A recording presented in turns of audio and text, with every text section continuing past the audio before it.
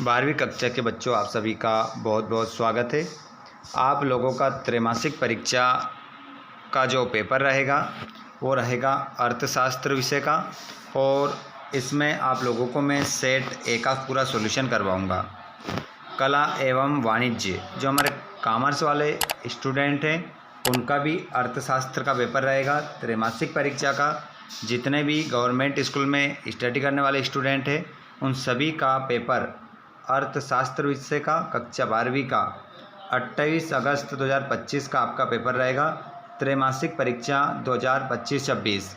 तो विद्यार्थियों, यदि आपको अच्छे मार्क्स लेना है तो इस पेपर का हल आप अवश्य देखें ताकि आप अच्छे मार्क्स के साथ उत्तीर्ण हो सकें। पूरा पेपर का हल हम यहाँ पर देखेंगे और सभी आंसर भी देखेंगे। देखिए, आधुनिक अर्थशास्त्र का जनक किसे माना गया है बच्चों? तो ये आप लोगों का बिल्कुल त्रैमासिक सिलेबस के अकॉर्डिंग पूरा पेपर है। बताइए, आप एक भी क्वेश्चन इसमें आपका त्रैमासिक सिलेबस से आउट नहीं होगा। आप अच्छे से नोट कर लीजिएगा। और आप चाहते हैं कि आपको सभी सब्जेक्ट के वीडियो मिले तो आप चैनल को सब्सक्राइब करके घंटी बटन को ऑल पर ज़रूर कीजिएगा। आधुनिक अर्थशास्त्र का जनक किसे माना है? तो इसका आंसर होगा एडम स्मिथ को। उपयोगिता दृष्टिकोण है, तो जो उपयोगिता दृष्टिकोण होती है ना बच्चों, ये होती है क्रमवाचक लगाकर आइएगा, गलती नहीं करना है।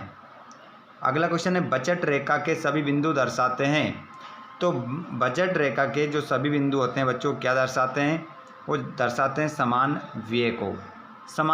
व्यय को दर्शाते हैं। नेक्स्ट क्वेश्चन, यदि कॉपी की कीमत में वृद्धि होती है तो उपभोक्ता कॉपी के बजाय चाय खरीद सकता है। ये कौन सा प्रभाव है? कीमत प्रभाव, आप प्रभाव, प्रतिस्थापन प्रभाव, इनमें से कोई नहीं। तो आपका आंसर हो जाएगा प्रतिस्थापन प्रभाव। क्वेश्चन नंबर 5, आगत एवं निर्गत के बीच संबंध दर्शाने वाले फलन को कहा जाता है। बच्चों, आगत मतलब बुलाना, निर्गत मतलब भेजना। इसके बीच में अगर कोई संबंध बता रहा है तो उसको हम कौन सा फलन कहेंगे? तो उसको हम कहेंगे उत्पादन फलन। उत्पादन फलन उसे कहा जाता है। इनमें से कौन सी परिवर्तनशील लागत है? इनमें से कौन सी परिवर्तनशील लागत है?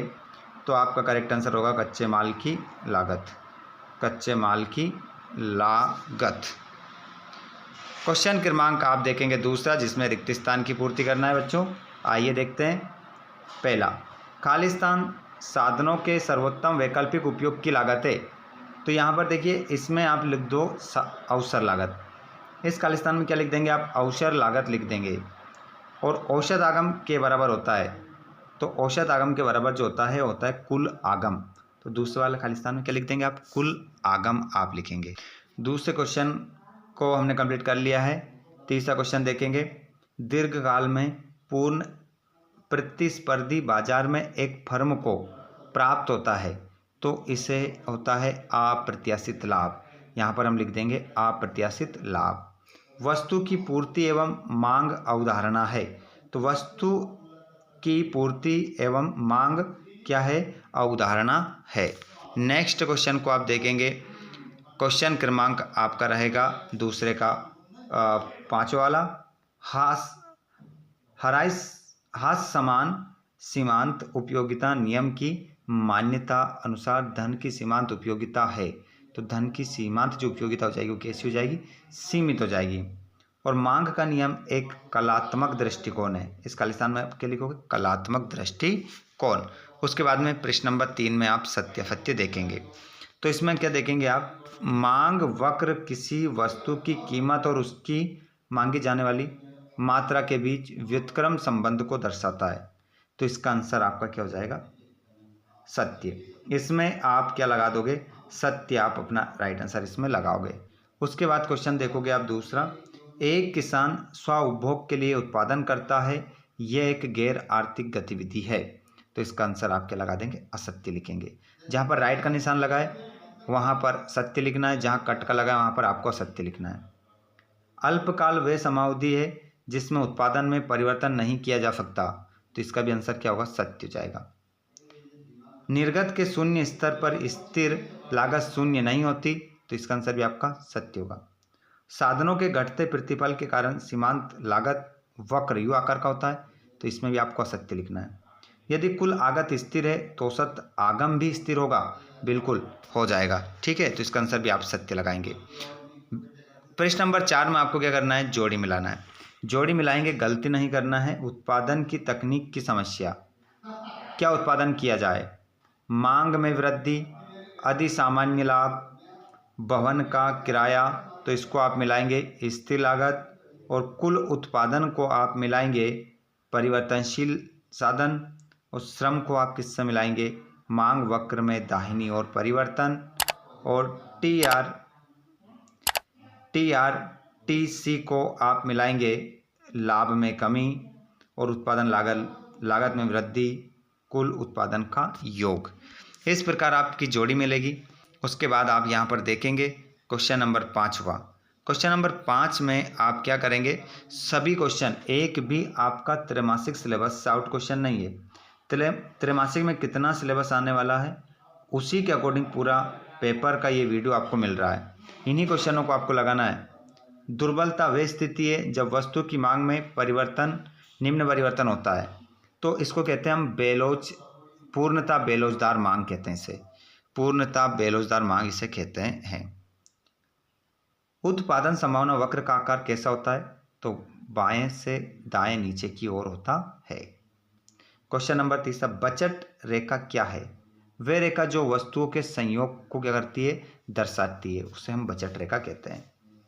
उच्च उदासीनता वक्र दर्शाता है, तो उपभोक्ता की संतुष्टि के उच्च स्तर को दर्शाता है।